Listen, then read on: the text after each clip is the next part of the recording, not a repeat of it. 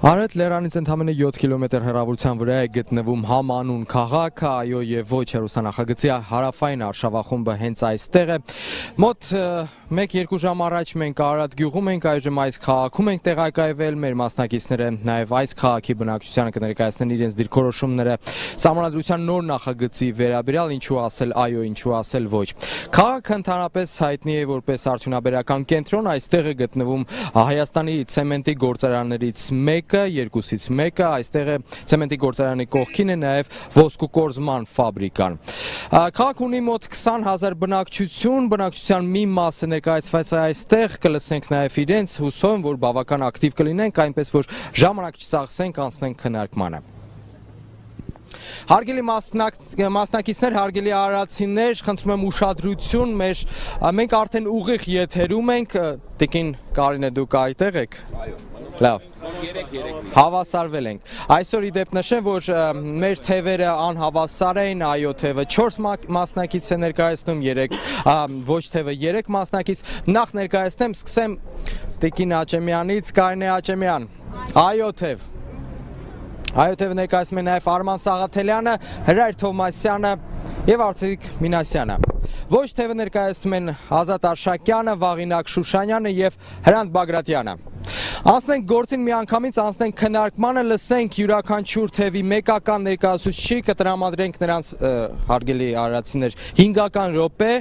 դա ինձ թվում է բավարար ժամանակ է նախաբանի համար, այնուհետև հուսով եմ բավական ակտիվ կլինեք, հարցեր կուղեք, իրենք էլ պատրաստ են յուրաքանչյուր հարցին պատասխանելու։ Եվ այսպես, այո թևը Արծվիկ Մինասյան։ Ես սկսեմ, սիրելի ժողովուրդ, բարև ձեզ։ Սահմանադրական փոփոխությունները հիմնական խնդիրը այս պահին, որ նաև ներկայացվում է ձեզ, հետևյալն է, երկրում ստեղծված սոցիալ-տնտեսական, բարոյահոգեբանական, արդարադատության նկատմամբ որոշակի բացասական վիճակը պահանջում է փոփոխություններ։ Երկու հիմնական հարց է հնչում։ Այդ փոփոխությունները պետք է կապված լինեն միայն մարդուց, թե այդ փոփոխությունները նաև այն համակարգից պետք է լինեն, որը որ որոշակի մարդկանց բերում է նաև իշխանության։ Եվ հնարավորություն չի տրվում, որպեսզի ժողովուրդը իր խոսքը, իր տեսակետը կարողանա լիարժեքորեն արտահայտել։ Անկախ նրանից ով է իշխանության, եթե համակարգը թույլ չի տալիս, որ ժողովուրդը կարողանա ցանկացած ժամանակ փոփոխել այդ իշխանությանը, նշանակում է որևէ լավ բան այդ համակարգը չի կարող խոստանալ, անկախ նրանից ով կլինի իշխանության։ Հետևաբար այդ տեսակետից շատ կարևոր եւ սկզբունքային հարց է, արդյոք սահմանադրությունը, որ հռչակում է մարդու քաղաքացու իրավունքները, տնտեսական, սոցիալական, քաղաքացիական, մշակութային, ի վերջո քաղաքական իրավունքները, արդյոք սահմանադրությունը տալիս է նաեւ այդ իրավունքներն իրացնելու հստակ մեխանիզմ եւ կախված չլինի մարդու ցանկությունից, որովհետեւ հաճախ ենք մենք բոլորը ձեր հետ միասին լսում, որ եթե իշխանությունը կամք դրսևորի, ապա ասենց կլինի կամ ապա անենց։ Այդ կամքը պետք է դրսևորվի նաև սահմանադրությամբ, այսինքն սահմանադրությունը պետք է պարտադրի իշխանավորին, որ իշխանավորը կամք դրսևորի, որպեսզի իշխանավորը այլ տարբերակ չունենա, քան գործի հասարակության, քաղաքացու, մարդու շահերին համապատասխան։ Մյուս կողմից նույն սահմանադրությունը նաև պետք է հնարավորություն տա քաղաքական ընդդիմությանը, որպեսզի ընդդիմությունը ոչ թե հայտարարություններ անի, այլ ունենա լծակ ազդելու իշխանության վրա։ Եվ եթե այդ լծակը չգործադրի, նույն ընտրողները, նույն քաղաքացիները կարողանան ասել, որ ընդդիմություն դու ես անպատասխանատու։ Քեզ տրված ես լծակները, դե դու ազդի։ Բայց երբ չկա այդ լծակները, իշխանությունը դառնում է մի կենտրոնից անձնակենտրոն, մի ուժ,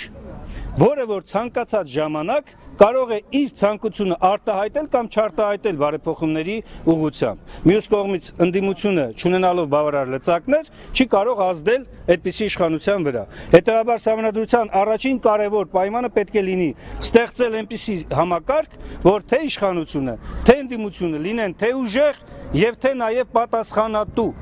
Այդ առումով սահմանադրությունը առաջարկում է նաև կառավարման համակարգի փոփոխություն։ Պարլամենտական կառավարման համակարգ, որտեղ իշխանության բաժանման եւ հավասարակշռման հետ միասին, այսինքն օրենսդիր մարմին, գործադիր իշխանություն եւ դատարան, որ իրար վրա կարողանան ազդել, հակակշիռեն իրար, միաժամանակ նաեւ համապատասխան հակակշիռ պարլամենտում իդեմս իշխանության եւ ընդդիմության։ Մյուս կարևոր խնդիրը, որ լուծվում է այս համանդրական փոփոխություններով, դա կառավարության պատասխանատվությունն է, չէ՞ որ գործադիր իշխանությունը միշտ իր ձեռքում է պահում այդ ռեսուրսները։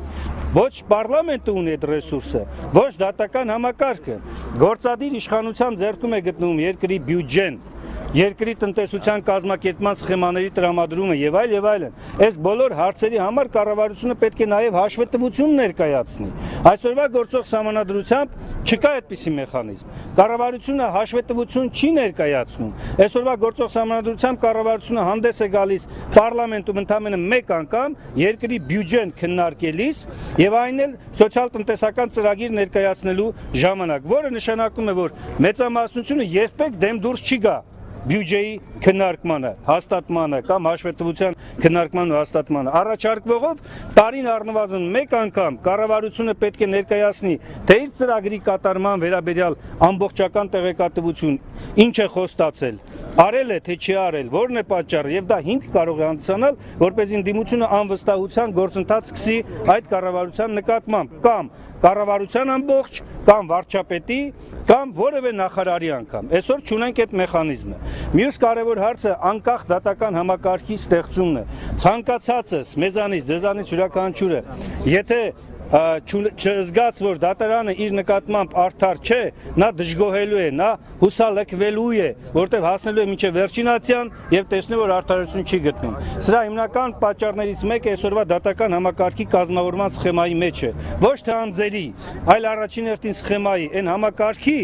որը որ դատարաններին կախվածության մեջ է դրել մեկ կենտրոնից։ Հիմա անջատվում է սա։ Դատարանները ստանում են անկախություն, ավելի անկախ եւ ավելի անաչառ պետք է գործեն։ Եվ վերջին միտքը ժողովուրդը ստանում է երկրի կառավարմանը ուղղակիորեն մասնակցելու հնարավորություն, թե հանրաքվե նախաձեռնելու, թե սահմանադրական փոփոխություններ առաջ մղելու եւ որ ամենակարևորն է, իր տեսակետները լսելի դարձնելու համար ամբողջ Հայաստանի տարածքով։ Տնտեսական իրավունքից մեկ իրավունքի մասն էլ անդրադառնամ եւ վերջ։ Այսօր մենք շատերս բողոքում ենք մենաշնորհների արկայությունից մեր երկրում։ Սահմանադրական այս փոփոխությունները հնարավորություն են տալիս, որպեսզի երկիրը իրականացնի հակամենաշնորհային քաղաքականություն։ Այլևս չի կարող պարլամենտը կամ կառավարությունը հիմնավորի, թե գիտեք ինչ կա, քանի որ մեր երկրում միայն տնտեսական մրցակցության պաշտպանության համակարգն է, մենք չենք կարող օլիգարխիայի կամ մենաշնորհների դեմ պայքարել։ Ոչ, փոփոխությունները հնարավորություն են տալիս այլևս հիմնավորապես սկզբունքորեն պայքարել մենաշնորհների դեմ։ Այստեղ արդեն կերևա թե ով է իրական քաղաքացին, ով է իրական քաղաքական գործիչը եւ որ ամենակարևորն է թե ընդդիմությունը, թե իշխանությունը այս փոփոխությունների արդյունքում ծառայություն կմատուցեն քաղաքացիներին, այլ ոչ թե այսօրվա նման քաղաքացիները կսպասարկեն իշխանություններին ու ընդդիմությանը եւ ողջ քաղաքական համակարգին։ Սա է առավելությունը եւ դեկտեմբերի 6-ին քվեարկելով այո այս փոփոխություններին մենք հնարավորություն ենք ունենում փոխել նաև այսօրվա վիճակը, այսօրվա ծանր վիճակը առանց իրար մեջ թշնամիներ գտնելու, փոխել սահմանադրական կարգով։ Շնորհակալություն։ Շնորհակալություն, ոչ թեւը փոքրինչ 5 րոպեից փոքրինչ ավել ժամանակ ունի, քանի որ պարոն Մինասյանի խոսքը բավարար գերական։ Չէ, այժմ 5-ից 7 րոպե տևեց, դրա համար ես ասում եմ 7 րոպե մոտավորապես։ Շնորհակալություն։ Նախ խոսվեց պարոն Մինասյանի կողմից, որ հասարակությունը անմիջական միջամտություն է ունենում երկրի կառավարման մեխանիզմին, կուզեմ այդտեղ մի փոքր շտկում մտցնեմ, որովհետև ժողովուրդը ոչ թե լծակ է ստանում երկրի կառավարմանը միջամտելուն կամ գործընթացին մասնակցելուն, այլ ընդհակառակը զրկվում է դրանից, որովհետև եթե մենք այժմ գործող սահմանադրությամբ ունենք 5 ընտրական իրավունք, այսինքն շարքային քաղաքացին իրավունք ունի տեղական ինքնակառավարման մարմիններին, ազգային ժողովին, տեղական ինքնակառավարման մարմիններում թե 2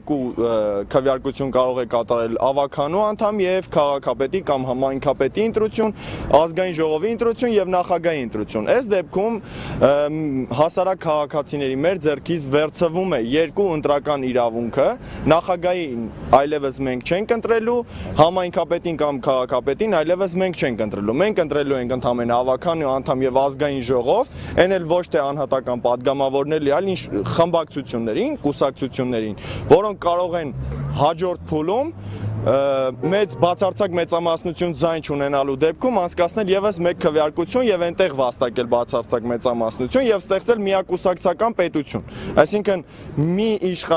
ոչ թե դառնում է մեկ անհատի դեմ պայքար մղել, այլ մի ամբողջ խմբավորման դեմ կամ չգիտեմ կլանային համակարգի դեմ պայքարը մղել։ Եվ նաեւ կուզեմ այստեղ դատական համակարգից խոսել անկախության մասին կամ քաղաքական կամքի մասին, երկուսը իրար հետ համադրելով, հարցս հռետորական գտամ, կցանկանան կպատասխանեն մեր հակառակ թևի ներկայացուցիչները կամ չեն պատասխանի, այսպես։ Արդյոք գործող սահմանադրություններ պատճառ հանդիսանում, որ դատական պրոցեսի ժամանակ, երբ մեղադրյալին դեռևս որպես այդպիսին իրեն չէին ճանաչել մեղադրյալ կողմ, այսինքն մեղավոր կողմ, Հայաստանի Հանրապետության նախագահը դատարանի դատավճռից առաջ իրավունք ուներ հայտարարելու, որ այդ մարդը հանցագործ է։ Արդյոք դա էր սահմանադրություններ, գործող սահմանադրություններ պատճառը կամ մեղավորը։ Խոսքը Շանթ Հարությունյանի դատավարության մասին է, երբ դեռևս որը դատավճիռ չէր կայացրել եւ Հանրապետության գլուխ կանգնած նախագահը հայտարարեց, որ այդ մարդը հանցագործ է։ Իհարկե ոչ, դատական համակարգը այստեղ ընդհանրապես կապ չուներ։ Դատական համակարգը ներկա պահին էլ գործող սահմանադրությամբ էլ կարող է անկախ լինել։ Այստեղ նշվում է, որ վերահսկողության մեխանիզմներ են ձևավորվել նոր առաջարկվող սահմանադրության մեջ, բայց հստակ փաստարկներ չկան, թե արդյոք որոնք են այդ գործող մեխանիզմները, որոնք կզսպեն կամ կանջատեն դատական համակարգից։ Նշվում է, որ ընդդիմությանը շանս է տրվում ինչ-որ որոշումներ կայացնելով, ստեղծում են լծակներ կուսակցությունները կայացնելու համար։ Արդյոք գործող սահմանադրությունը արգելում էր կուսակցություններին կայանալ։ Ոչ, չէր արգելում, այլ նրանք էին մեխանիզմներ ստեղծում այն ինչ որ կուսակցություններ, ովքեր փորձում էին խոսել կամ ձայն բարձրացնել, 1-2 ասում էին, չէին հասկանում, երրորդի ժամանակ բամփում էին գլխներին, իրենց խոսքերն են սրանք։ Եվ այդ կուսակցությանը ընդհանրապես լռեցնում կամ ինչ-ինչ հանգամանքներում քաշում իրենց կողմը ստեղծելով, այդ կուսակցությունները իրենց հակառակ էին խոսում, այսօր խոսում են իրենց կողմնակից։ Դա ֆակտ եղած երևույթ է, որը դեռևս եղավ անցած տարի հոկտեմբեր-նոյեմբեր ամիսներին, այս ժամանակաշրջանում եղավ։ Դա մոռանալ չի լինի, որտեղ ընդամենը 1 տարի է անցել։ Մարդիկ ուզում էին ինչ-որ գործ արած լինել, ինչ-որ փոփոխություն մտցրած լինեին քաղաքական համակարգի մեջ կամ ինչ-որ գործընթացներ ձևավորել։ Սակայն ինչ-ինչ հանգամանքներում դա կլինի բռնություն, ճնշում, առանձնակի գաղտնի խոսակցությունների միջոցով մարդկանց լռեցրեցին։ Արդյոք ասում եմ, թույլ չէր տալի այս գործող սահմանադրությունը, որպեսզի կայանային այդ կուսակցությունները կամ հենց այդ կուսակցությունը։ Ոչ, իհարկե սահմանադրությունը չի խնդիրը։ Ինչպես մեր բացական ընկերներ միշտ սիրում նշել, Թամարա Գևորգյանը, ասում էր, որ քաղաքական կամք է պետք, ոչ թե սահմանադրությունն է մեղավոր, որովհետև թե պարլամենտական կառավարման, թե նախագահական կառավարման, թե կիսանախագահական կառավարման դեպքում ամեն ինչ էլ հնարավոր է անել, այստեղ կառավարումը չէ խնդիրը, այստեղ կառավարող անձիկ են խնդիրը։ Ուստի ես շատ չեմ երկարացնի եւ դեկտեմբերի 6-ին ընդառաջ չեմ էլ ասի գնացեք ոչ ասեք, սակայն այն մարդիկ, ովքեր կմտնեն ընտրատեղամաս եւ քվյախցիկի հետևը, թող այնտեղ մի պահ կանգ առնեն, մտածեն, որ իրենց երկրի ապագայի հարցն են լուծելու եւ նոր քվյարկեն։ Իսկ եթե ոչ քվյարկողները մեծամասնություն են կազմելու, ուստի կոչ եմ անում դեկտեմբերի 1-ին նույնպես ոչի համար ձևավորված կառույց կա, որտեղ նաեւ կոչ է անում փողոցային պայքարին, դրսում ճնշում գործադրել։ Կոչ եմ անում դեկտեմբերի 1-ին լինել Երևան քաղաքում ժամը 6-ին Ազատության հրապարակում եւ այդտեղից սկսենք մեր ոչը ասել մինչեւ ամսի 6-ը։ Շնորհակալություն հարգելի արարածիներ, հարցեր կան արդեն։ Իդեպ հարգելի մասնակիցներ, ես մինչ ուղիղ եթերը արդեն հասցրեցի մի քանի արարածու հետ զրուցել, նրանք չնայած գուցե եւ կրկնություն լինի, բայց ամեն դեպքում իրենց էլ հետաքրում է տեղական ինքնակառավարման մարմիններին վերաբերող հոդվածը, ինչ է աստվում նոր սահմանադրության մեջ։ Բանն էլ ասել, ինչ մի բան, որ կարան միություն է ստեղծել։ Շնորհակալություն հարգելի արարածիներ, ես կփորձեմ մի փոքր ավելի ուշ անդրադառնալ տեղական քաղաքական ինքնակառավարմանը, բայց անդրադառնալ մի երևույթի, որ այստեղ շատ է հնչում, հա, որ քաղաքական կամք լինի, սա կլինի, նա կլինի, նա կլինի։ Գիտեք, որպես քաղաքացի ես չեմ ուզում, որ իմ երկրում, մեր Հայաստանում ինչ որ բան լավ լինելը կախված լինի ինչ որ մեկի կամքից։ Ես ուզում եմ, որ դա ոչ թե ինչ որ մեկի կամայականություն ու ցանկությունը լինի, այլ դա օրինաչափություն լինի։ Եվ ով էլ ուզում է լինել իշխանություն, ես չսպասեմ, թե ինքը կամք կդրսևորի, որ այդպես լինի, թե կամք չի դրսևորի, որ այդպես լինի։ Ես ուզում եմ, որ դա լինի իշխանությունների, ցանկացած իշխանությունների հենց պարտականությունը, այդ լավ բաները անելու առումով։ Եվ այստեղ ասում ենք, որ կամք լինի, իսկ ով ասեց, ով է տվել այն երաշխիքը, որ վաղվա իշխանությունը այդ կամքը կունենա, 10 օրվա իշխանությունը այդ կամքը կունենա։ Մենք ասում ենք, որ ուչան, այդպես չի, այստեղ այս կամ այն քաղաքական ուժի իշխանության ընդդիմության խնդիր չի։ Եվ մենք չենք ասում, որ մեզ հավատացեք կամ մյուսին մի հավատացեք։ Հավատացեք նրան, ինչ որ այնտեղ է գրված, որտեվ ինչ որ այնտեղ է գրված, վաղը կարող են այսօրվա իշխանությունները չլինեն, այսօրվա ընդդիմությունները չլինեն, տեղերը փոխվել, բայց այնտեղ ինչ որ մեխանիզմ գրած է, դա է լինելու։ Հիմա տեղական ինքնակառավարման հետ կապված։ Շատ ենք խոսել, ձեր քաղաքապետն էլ կասի, որ տեղական ինքնակառավարումը Հայաստանում այն մակարդակի վրա չի գտնվում, որ տեղական ինքնակառավարումը կախվածության մեջ է գտնվում նաև քաղաքական իշխանություններից։ Այստեղ են նաև վստահ եմ տարածքային կառավարման մարմինները, բայց միգուցե դրա պատճառը այն է, որ կառավարությունը կարող է համայնքի ղեկավարին պաշտոնանկ անել։ Միգուցե դրանով է պայմանավորված։ Իսկ ես գործող սահմանադրությունը ինչ է ասում, ասում է, որ այլևս ոչ ոք համայնքի ղեկավարին չի կարող, առաջարկվող նախագիծը ասում է, որ համայնքի ղեկավարին որևէ քաղաքական իշխանություն, լինի մարզկենտրոնում, լինի Երևանում, չի կարող պաշտոնանկ անել։ Նրան կարող է պաշտոնանկ անել միայն իր ավագանին։ Ուրիշ ոչ ոք պաշտոնանկ անելու լիազորություն ըստ էության չունի։ Հաջորդ կարևորագույն խնդիրը, կարծեք թե քաղաքապետի լավ կամ վատ աշխատանքը մեզանում, հատկապես փոքր համայնքներում, մեծ համայնքներում մի փոքր դեռ այլ է, պայմանավորված է, սկսվում եւ ավարտվում է նրանով, թե գույքահարկ եւ հողիհարկ ինչպես կհավաքի եւ այդ հավաքած փողերով այդ գյուղապետարանի շենքը ինչպես կկարողանա պահել, որտեղ ինքը չունի սեփական եկամուտների աղբյուր, ինքը չի կարող իր լավ կամ վատ աշխատանքով ստեղծել իր սեփական եկամուտների աղբյուրը։ Մենք հիմա ասում ենք, որ պարտադիր լիազորությունների իրականացման համար պետք է օրենքով նախատեսվեն ֆինանսական եւ այլ աղբյուրներ։ Մենք ստեղծում ենք սահմանադրական այն հիմքը, որ օրենսդրությամբ բացվելու պարագայում պետք է հստակ սահմանվի, որ եկամտահարկի, շահութահարկի որոշակի մասհանումներ պետք է գնա հենց այդ տեղական ինքնակառավարման բյուջե պետք է գնա եւ համայնքը պետք է կարողանա դա անել։ Մենք հնարավորություն ենք ստեղծում օրենքով նաեւ ստեղծել, ձևավորել միջհամայնքային միավորումներ եւ 2-3 համայնքով փորձել այդ խնդիրները լուծել։ Սա տեղական ինքնակառավարման համակարգում էական փոփոխություն է։ Երբեմն այստեղ ասում են, գիտեք ինչ,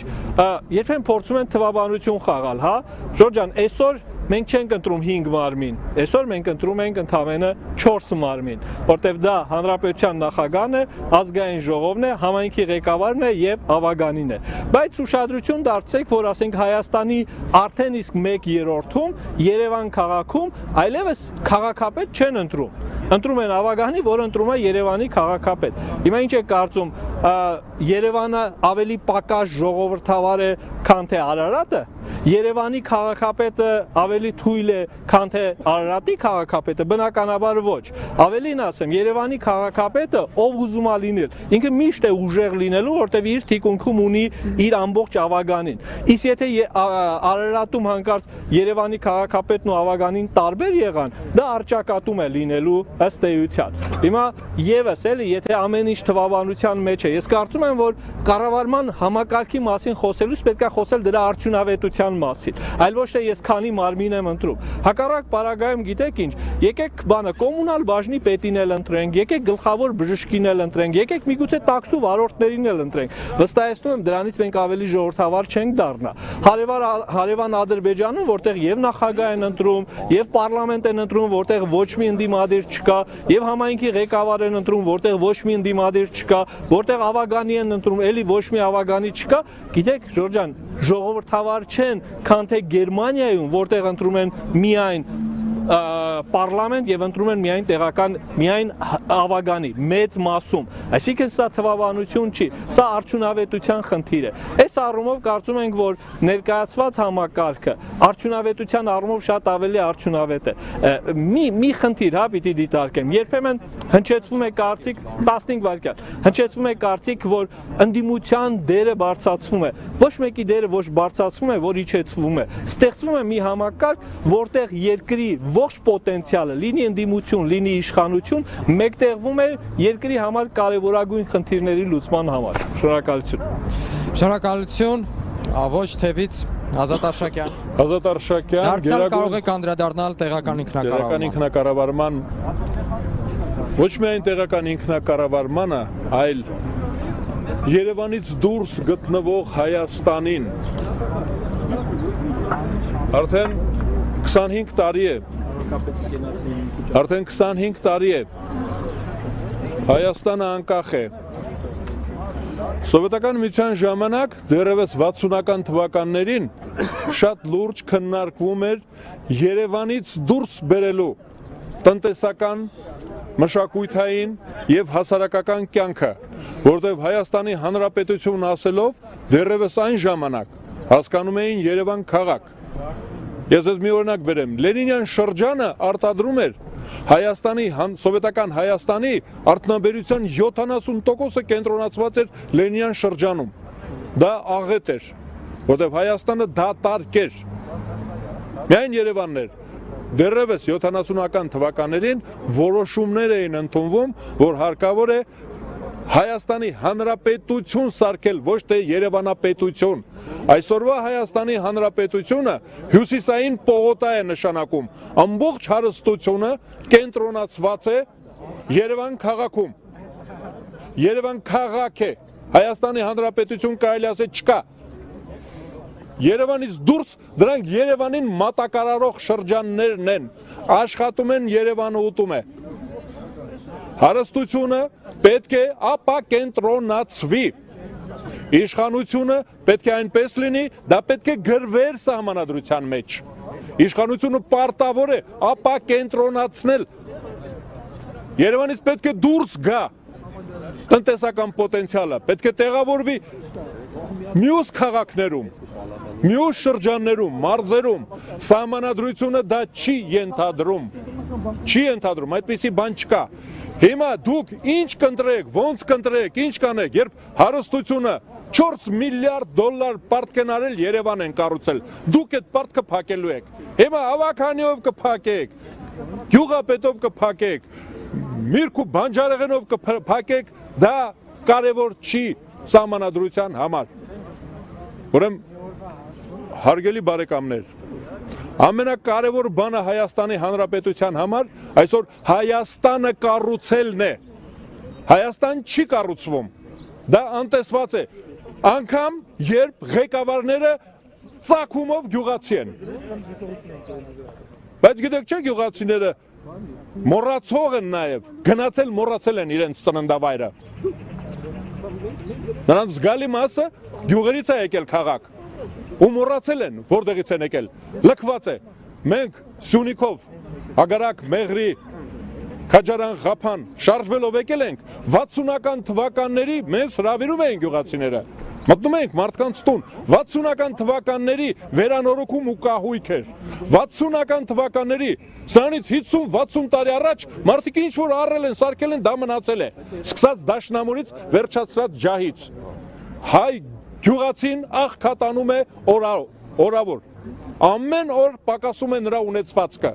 ամեն օր, ուրեմն հասկանալի է, ես առաջի կարևոր խնդիրը դա է, մեր պետության համար առաջի խնդիրը, որ պետք է Հայաստանը կառուցվի, Երևան քաղաքը պետք է դատարկվի, դա պետք է լինի մայրաքաղաքը, ընդամենը, ուրեմն դա չկա, իսկ հիմա ժողովրդավարության մասին, Մեկ րոպե, պարոն Արշակյան։ Այդ ոնց է, տեն շուտ է գնում մեր ժամացույցը, մեկը ժամ պահեք,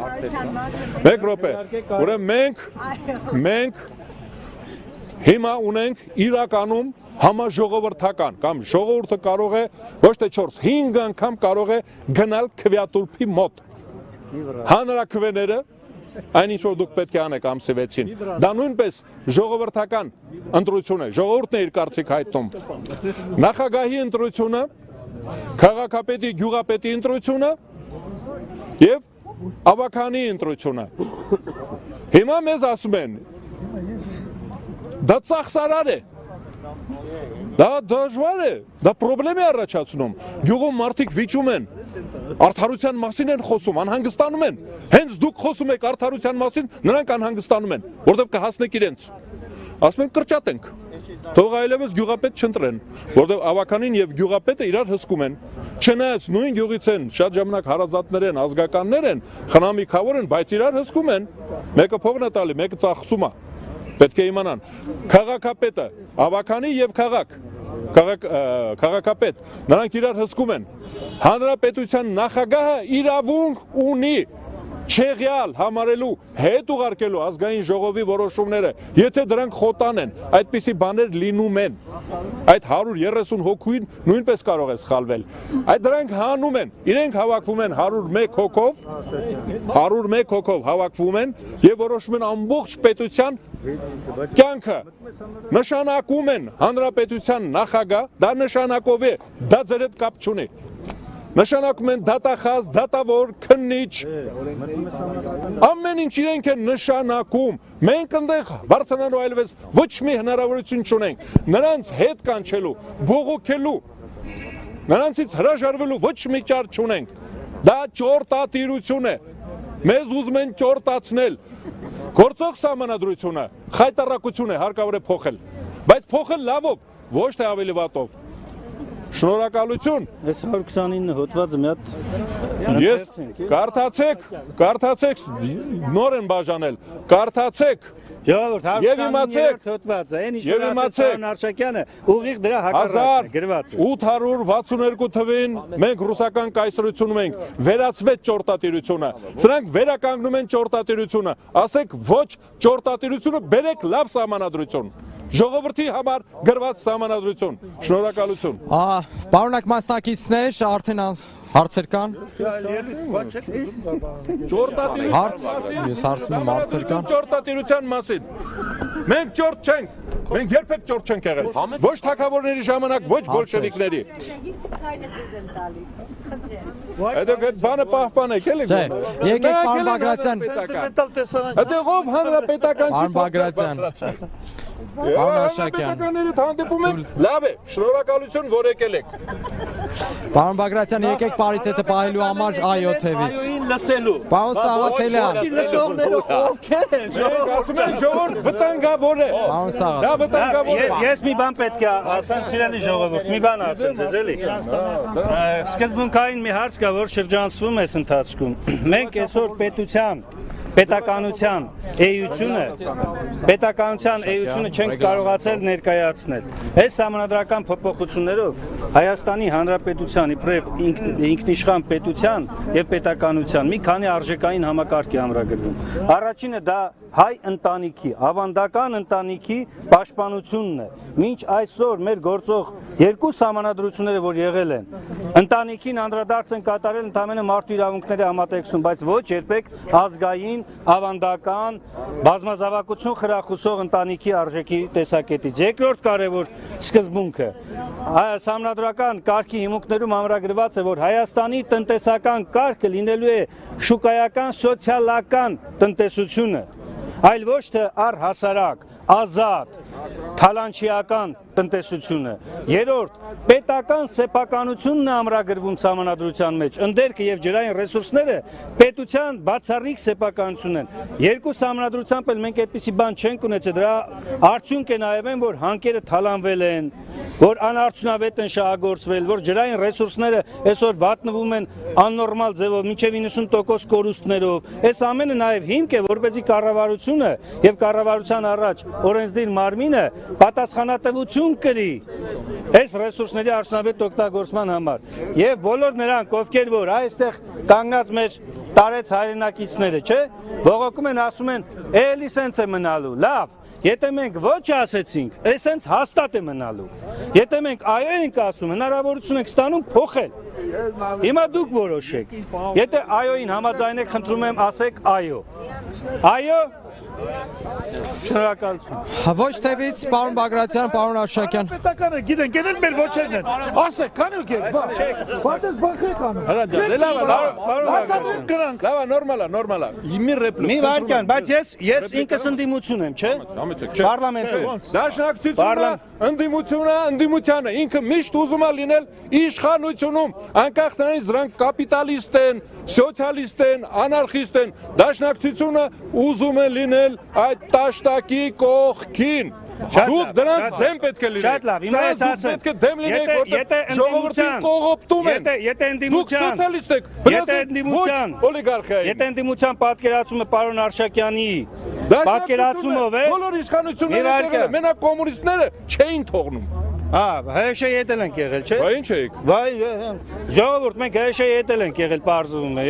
Դրա համար էլ մեզ նստացնում էին Բերտերում։ Դեզնիցում են նստացել, անցել ՀՀՇ-ական չէ՞ Ռոբերտ Քոչարյանը, որ ձեզ ազատեց։ Ով էր ՀՇ։ Խորհրդի անդամ եղել, ես չեմ եղել, ինքն եղել է։ Կհարցնեք պարոն Քոչարյանից։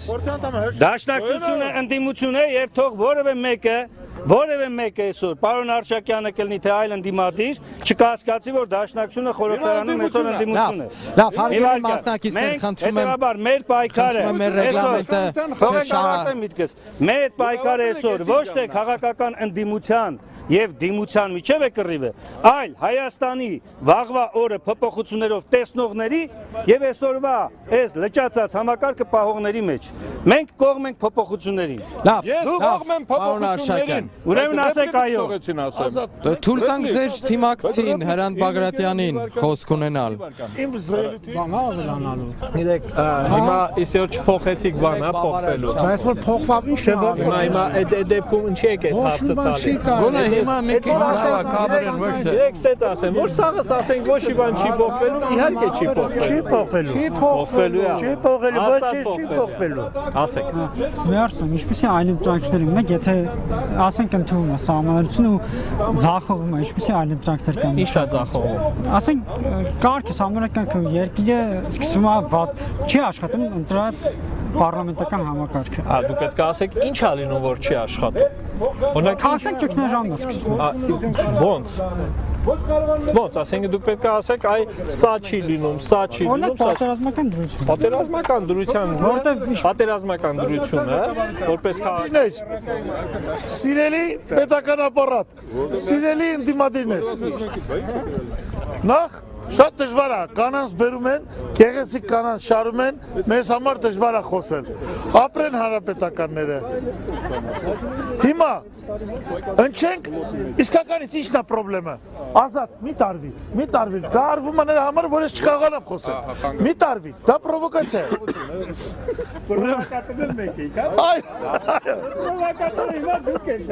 ժողովուրդ ջան, ինչ ա եղել, եկել են ասում են, վայ արա, պարլամենտական հանրապետություն դառնանք, լավ կառավարվենք։ Հարց ա ծագում, այ ախպեր, էդ ով ասես, որ ավելի լավ ալել, բա որ ավելի վատ եղավ։ Կամ եթե դառնում ենք պարլամենտական հանրապետություն, ինչ է, աշխարհում ավելի շատ պարլամենտականը կա, քիչ առաջ, Արադ գյուղում հանդիպան ժամանակ ասվեց, որ եվրոպական երկրների մեջ, չգիտեմ, 28 երկրի մեջ 4-ն է ընդամենը պրեզիդենտական։ Դες բան չկա սիրելիներս։ Չկա տես բան սիրելիներս, ստատիստիկա կա, վիճակագրություն կա, ամբողջ աշխարհում արվում է այնպես, որ երկու մարմին ընտրվի, ձեր ցավը տանեմ, առաջնային մանդատ ունենա միջպետական, մի հատ պրեզիդենտ, մի հատ պարլամենտ, որ իրար քյալլա տան, մի հատ գյուղապետ, մի հատ ավականի, որ իրար քյալլա տան, աշխարհն ասում է ոչ այն սիստեմին, երբ որ ընտրվում է մեկ մարմին, որովհետեւ կարա լավ լինի, կարա վատ լինի, հակակշիռ չկա։ Հիմա նայեք, այս մարդիկ ասում են պարլամենտական, ասում են լավ, գնանք պարլամենտականի։ Ինչ պարլամենտա ձեր պարլամենտականը, հակակշիռը որն է, չկա։ Որովհետեւ պարլամենտական հանրապետություններում էլ երկու պալատ կա, սենատ եւ ներկայացուցիչներ։ Դուք սենատ ստեղծում եք, չենք ստեղծում, ասում ախպեր ջան, բայց ասում ենք ձեր պետության մեջ հակակշիռը որն է, բա որ խուլիգաններն ու օլիգարխներով թափանցեցին պարլամենտ, Ոնց են հախից գալու, ոնց են կնեց անելու, որ քյաբաբ որոշումներ չընդունվեն, պատասխան չկա։ Ավելին, քանի որ վախենում են, որ հանկարծ չեն ընտրվի, մի կարծեք նենց է, հեշտ ու հանգիստ կընտրվեն 17 թվին։ Վախենում ենք, որ չեն ընտրվի, երկրորդ տուր են մոգոնել, սա աշխարհում միակ դեպքն է, 193 պետության մեջ միակ դեպքն է, որ եթե առաջի տուրից հետո բազմամանդատային օկրուգում, միամանդատ օկրուգում ալնում 2 տուր, բազմամանդատային օկրուգում, եթե իրանք լավ մեծամասնություն չեն ստացել, գնում ենք երկրորդ տուրում մենք չկանք իրանք են մենակ, գնում ենք իրանց էլի ձեն եք տալիս, ոսում ենք ձերը կարել է, ես մենք ինչ ենք, մեզ ինչի տեղ եք դրել, Ես համակարգ կա, անում եք դե նորմալ պարլամենտական արեք, չի ասում, բա որ անկայունություն եղավ, բա տղա ջան ասում եմ, բա պարլամենտական հանրապետությունը իր մեջ անկայունության էլեմենտ է պարունակում, բա գնում ես դրան կամ չես գնում դրան, ում եք ստեղ խռասնում, այս բաները նորություններ չեն, հնարավոր չի մարդը մոգոնի, հնարավոր չի ինձնից մոգոնեմ, սա է խնդիրը, ժողովուրդ ջան, կամ հասարակ բանա, 2 տարի առաջ նախագահ ընտրվել Սերժ Սարգսյանը, ընտրվել է գործող սահմանությամբ, իր ծրագրում չի եղել կես սահմանությունը պետք է փոխի, խի է փոխում սահմանադրությունը, ինչ իրավունքով, կամ եթե սահմանությունը փոխում է, խի իր պաշտոնը մինչև ընդունվելուց հետո, եթե դեկտեմբերի 6-ին ընդունի, ինքը մինչև 2018 թիվ ուզում է պաշտոնավարի, դե թողի գնա դոր սահմանադրությամբ, բա սրանից հետո ուզում եք հավատանք, բա մենք երեխա չենք, ավելի սահմանության ամենավերջի խոխմեն, Խոխմա բարի բուն իմաստով, այս սահմանադրությունն ի տարբերություն առաջ երկու սահմանադրությունների փոխել չի կարելի։ Ընդունվելուց հետո հոդվածներ կան, որ չի կարելի փոխել։ Կրակն ենք ընկնում։ Այսինքն չկա մի հատ խելքը գլխին բան, մի հատ մինչև վերջ մի բան, որ ասեն, այս հեքիաթները ժողովուրդ, չեք ուզում ընդդիմությունը պատասխանատու լինի, բա չեք ուզում եք ֆրֆրան, սա հեքիաթներ են, այդպես բան չկա։ Այս սատից խոսքերն են, և հիմնական խնդրի էությունը, հիմնական խնդրի, չեղավ, նեղն անգել, պիտի գորա, որ ես չխոսամ, ես չէի խանգարում, ես չեմ խանգարել։ Մի դարպասի չի կարելի։ Արոն Թովմասյան, եթերային ժամանակ արդեն ցավոք ավարտվում է։ Ինչ չկա։ Ասում ենք կառավարությունը տարի 3 անգամ հաշվետվություն է ներկայացնում, ասում ենք հաշվետվության կարիք չկա, հակակշիռ չկա, որ հաշվետվության պահանջելի սա։ Պարոն Բագրատյան, հակակշիռ պետք է հակակշիռ չկա սա մասին։ Ես ես ասում եմ, դա դու խանգարում եք, ես չեմ խանգարում, նախ դու խանգարում եք Հրար ջան Էսկոմարի։ Այլու դեմ կանգնում հաշվեկշիռը, այլու դեմ կանգնում եք։ Էսի կուլտուրա չի, այս կուլտուրա չի, այս ցև չի։ Ընկեր ջան, հակակշիռ եթե չկա, հաշվետվությունները քեզ պահի։ Ժողովուրդ ջան, ես ասելիքս ասեցի։ ժողովուրդ ջան, դա քաղաքական ընդդիմությունն է։ Գիտեմ որ դարձակ ոչ, դուք հանրապետականներ եք, սրանք ոչ էին, ավելի խորացան, սրանք էլ սկսեցին մտածել։ Եղավ, ամեն բոլոր ասածները տենց է։ Ինքը ասում է, ուրեմն տենց է, ժողովուրդ ջան, իրականում այդպես չի։ Պարոն Սաղաթելյան, շատ քիչ ժամանակ հատված է մնացել։ Չէ, շատ քիչ ժամանակ հատված է մնացել, շատ քիչ։ Պետք է մենք ձայն իրավունք չունենանք։ Պարոն Սաղաթելյան, շատ քիչ ժամանակ հատված է, խնդրում եմ։ Համեցեք։ Չէ, արդեն իսկապես ժամանակ չկա։ Ես զիջում եմ իմ խոսքի իրավունքը։ Անկուսակցական։ Չէ, ես զիջում եմ իմ խոսքի իրավունքը, խնդրեմ։ Պարոն Բագրատյան։ Չէ, ես եմ պատասխանում։ Բայց դուք ընդեղից հարց եք տալիս, թե գնացեք ընդեղից հարցնեք, եկեք ստեղ պատասխանեք։ Ելք եք այսքան հավաքում։ Նախ ներկայացեք, հետո շատ հակիրճ խոսեք, եթերային ժամանակը քիչ։ Եթերը սպառել։ Խաժակ Աղաբեկյան, մանկավարժ։ Բարձր ասեք, էլի որ լսեն։ Անկուսակցական, պարոն Բագրատյան, անկուսակցական։ Ուրեմն պարոն Բագրատյանը սկզբից խոսեց տնտեսության մասին։ Պարոն Բագրատյան, չեք մոռացել, որ 91-ից 96 թվականը դուք իշխանության մեջ էիք եւ Հայաստանի ներկայիս տնտեսության քայքայումը հիմնականում սկսեց ձեր ժամանակվան։ Արայրի ճակատամարտում Վարդան Մամիկոնյանը։ Կներեք։ Վարդան Մամիկոնյանը թող հարցը Պարոն Արշակյանը։ Հարցը թող տա։ Սովորացրել են, հարցը թող տա։ Ասա։ Հարգելի սոշապինս։ Հեսա կտաս։ Դուք այո թևին հարց ունեք։ Ներկայացրեց, որ Հայաստանում Լևոն Արշակյանով է։ Պարոն, Այո։ որ Հայաստանի բնակչությունը կենտրոնացել է Երևանում։ Եթե մենք Բնակչությունը չէ, հարստությունը դուք ստեղ եք Մի ապրում։ րոպե, սպասեք։ Հարստությունը կենտրոնանում է Երևանում։ Դրաներ Թող հարցնի մանավանդ սխալ Հակիր։ Ես կարդացել եմ, մեկ առ մեկ կարդացել եմ։ Ներկայացեք էլի խնդրում եմ։ Ներկայացա։ Ով եք։ Ուրեմն, Մանկավարժ, դպրոցում աշխատում եք։ խորհրդային տարիների Դու ինչ աշխատավարձ եք։ Երևան քաղաքում ապրում էր մոտավորապես 1 միլիոն բնակչություն։ Ինչի մոտավորապես։ 2.5 միլիոն ապրում էր Բարտոշկայա ինչա մոտավորապես։ Ձեր հարցը շրջաներում։ Թող հարցը տա։ Հարց չեմ տալիս, ես ելույթ եմ ուզում ունենալ եւ Դուք կասեմ հիմա հարց այո եք եւ տալիս։ ոչ։ Ինչ եք ասում։ Երկուսն էլ կասեմ։ Ուրեմն այսօրվա մեր տնտեսության ծանր վիճակը գալիս է 91-96 թվականից։ Այո։ Ամբողջ տնտեսությունը քայքայվեց։ Գործարանները ավերվեցին, թալանվեցին։ Գյուղական շրջաներում, որտեղ խորհրդային ժամանակներում կային արդյունաբերական ձեռնարկություններ, մի քանի մարդիկ վաուչերների միջոցով գնեցին եւ այսօր քանդվել են անգամ Բարի, շինությունները։ հարցը լսեցի, պատասխանեմ։ Սիրիայի դեպքեր։ Թող պատասխանեմ։ Հարցը լսեցի, պատասխանեմ։ Պատասխանեմ։ Խոսում եք այսօրվա չքավորության մասին։ Այո։ Խորհրդային ժամանակաշրջանում հայ գյուղացին Լավ, հարգելիներս, արդեն իսկապես եթերում ժամանակ չկա, ցավոք սրտով շատ կարճ, պարոն Բագրատյան, շատ կարճ պատասխանեք, շատ կարճ, խնդրում եմ։ Պատասխանեմ։ ասեք։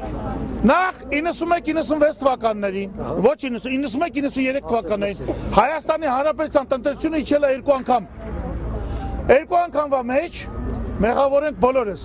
Ռուսաստանում իջել է երկու անգամ, Վրաստանում իջել է 3 անգամ։ րոպե, պարոն Ուկրաինայում 4 անգամ։ Մեր մոտ փառքասու պատերազմ կար երկու անգամ իջավ։ Երկրորդը Հայաստանում առաջին տնտեսական աճը ստացել է վարչապետ Հրանտ Բագրատյանը։ 91-92 թվականներին վարչապետներն եղել Վազգեն Մանուկյանը, Գագիկ Հարությունյանը, Խոսով Հարությունյանը, իրենք այսօր պաշտոն ունեն, շատ բարձրագույն պաշտոն։ Հրանտ Բագրատյանը առաջին վարչապետն է 91-ին գալիս աշխատում է, ստանում է աճ տնտեսական։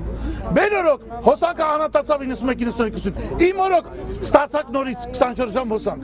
Առաջին տնտեսական եւ վերջապես հենց իմ կառավարության օրոք մեր ժողովրդի շնորհիվ, մեր նախագահի շնորհիվ մենք թշնամուց վերադարձեցինք 20000 քառակուսի կիլոմետր։ Դա մեր ժողովուրդն է վերադարձել։ Մեր ժողովուրդը կառավարությունը շահություն չուներ, կառավարությունը թող 92-ին էլ էր հաղթանակ, 91-ին։ Այո, ժողովուրդն առաջին նշենք ժողովուրդը, բայց մեր օրոք ա եղել։ Եվ դուք հարցնում եք այդ բանը մի վարչապետի, որ ամբողջ այդ խորհրդային տարածքում ստացել է առաջին տնտեսական աճը։ Պարոն Բագրատյան, Հարգելի արարածիներ, այսպիսով մեր այո եւ ոչ հեռուստանախագծի հանդիպումը այստեղ Արարատ քաղաքում ավարտվեց։ Այստեղ եւս մեկ հանդիպում ունենք, կհանդիպենք քիչ ավելի ուշ։